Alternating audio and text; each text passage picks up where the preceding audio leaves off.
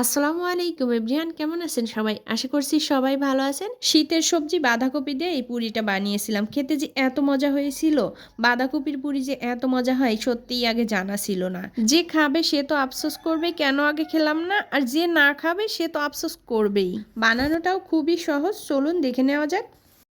তো বাঁধাকপির পুরিটা বানানোর জন্য আমি এখানে মাঝারি সাইজের একটা বাঁধাকপির থেকে অর্ধেকের 3 ভাগের 1 ভাগ নিয়ে নিয়েছি, আর এটাকে বড় বড় করে কেটে ধুয়ে পানি ঝরিয়ে নিয়েছি।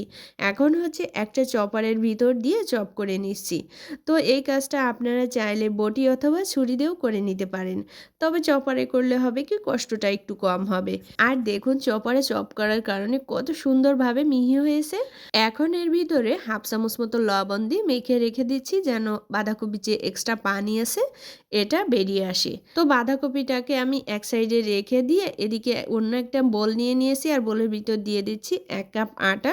আমি এখানে আটা দিয়েছি, আপনারা চাইলে ময়দা দিতে পারেন। সাথে দিয়ে দিচ্ছি স্বাদ মতো লবণ আর 1 টেবিল চামচ সয়াবিন তেল।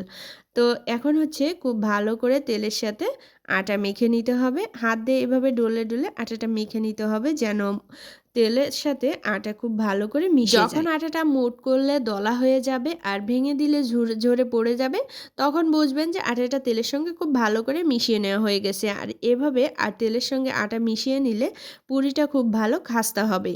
এরপর রুম টেম্পারেচারে থাকা পানি দিয়ে আটার সঙ্গে মেখে একটা ডো তৈরি করে নিচ্ছি। তো পানিটা অল্প অল্প করে দিতে হবে, একবারে দিলে দেখা যাবে যে ডোটা নরম হয়ে গেছে বেশি। এখন হচ্ছে আমার ডোটা মেখে নেওয়া হয়ে গেছে। এর উপরে সামান্য তেল দিয়ে মেখে আমি ডোটা রেস্টে রেখে দিব 10 মিনিটের জন্য। তো ডোটা রেস্টে রেখে দিয়ে আমি এদিকে সেই বাঁধাকপিটা নিয়ে নিয়েছি। এখন হাত দিয়ে খুব ভালো করে চটকে মেখে নিলাম, আর এরপরে ভালো করে চিপে চিপে এর পানিটা ফেলে দিচ্ছি। যতটা পারা যায় পানিটা চিপে বের করে ফেলতে হবে বাঁধাকপি থেকে। দেখুন কতটা পানি বের হয়েছে এই বাঁধাকপির থেকে। এরপরে বাঁধাকপির সাথে কিছু মশলা অ্যাড করে দিচ্ছি। দিয়ে দিলাম বিট লবণ, স্বাদ মতোই দিয়ে নিয়েছি বিট লবণটা। যেহেতু লবণটা আগে দিয়েছি এজন্য বুঝে শুনে এখন লবণ দিতে হবে। এরপর দিয়ে দিলাম শুকনা মরিচ গুঁড়া, জিরা গুঁড়া, চাট মশলা, চিলি ফ্লেক্স, এগুলো আমি হাফ চামচ করে দিয়ে নিয়েছি। এরপর দিয়ে দিয়েছি কিছু পেঁয়াজ বেরেস্তা, কাঁচা মরিচ কুচি, সামান্য পরিমাণে ধনিয়া পাতা কুচি। সব কিছু খুব ভালো করে মেখে নিতে হবে। এখন হচ্ছে 10 মিনিট পরে ডোটা দেখুন একদম পারফেক্টলি সেট হয়ে গেছে। এটাকে আমি আরেকটু সময় হালকা করে মথে নিয়েছি। এখন হচ্ছে 5 টুকরো করে কেটে নিব। ঠান্ডা লাগার কারণে আমার আজকে ভয়েস দিতে অনেকটা কষ্ট হচ্ছে, আপনারা নিশ্চয়ই ভয়েস শুনে বুঝতে পারছেন। তো তার জন্য সরি বলছি। আশা করছি আপনারা ক্ষমা সুন্দর দৃষ্টিতে দেখবেন। তো আমি এই যে 5টা ডো থেকে 5টা বল বানিয়ে নিয়েছি। এখন হচ্ছে রুটি বানিয়ে নিচ্ছি ছোট ছোট করে। তো এই রুটিটা প্রথমে একটু বেলে নিয়েছি, এরপরে এই যে সাইডগুলা পাতলা করে নিচ্ছি। এভাবে যদি পুরিটা তৈরি করেন তাহলে পুরি কিন্তু ফেটে যাবে না। এরপরে হচ্ছে রুটির ভিতরে পুর দিয়ে মুখটা ভালো করে সিল করে দিতে হবে। মুখটা ভালো করে সিল না করে দিলে ভেতরের পুরটা কিন্তু বেরিয়ে আসতে পারে।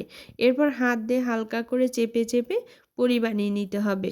বেলে নেওয়ার কোনো দরকার নেই, হাত দিয়ে হালকা চেপে চেপে দিলেই পুরিটা তৈরি হয়ে যাবে।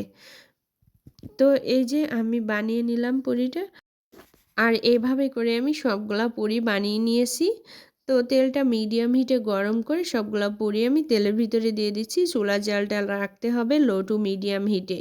এ থেকে বাড়িয়ে দিলে দেখা যাবে যে ওপর থেকে কালার এসে যাবে, আর পুরিটা কিন্তু খাস্তা হবে না, ভেতরে নরম থেকে যাবে। এখন হচ্ছে উল্টে পাল্টে খুব ভালো করে মুচমুচে করে ভেজে নিতে হবে। তো আমার সবগুলা পুরি ভেজে নেওয়া হয়ে গেছে, আর দেখতে দেখুন মাশাআল্লাহ হোটেলের পুরির মতন হয়েছে। একদমই হোটেলে পুরির থেকে কোনো অংশেই কম নাই। তো বাসায় যদি এভাবে করে পুরি বানিয়ে খাওয়া যায় তাহলে হোটেলে যেতে হবে কেন? আর কতটা খাস্তা হয়েছে দেখুন, আর খেতেও কিন্তু মাশাআল্লাহ অনেক মজা হয়েছিল। তো আর দেরি না করে শীতের সিজন শেষ হওয়ার আগে ঝটপট করে বানিয়ে নিন, না হলে কিন্তু পরে আফসোস করতে হবে। আল্লাহ হাফেজ।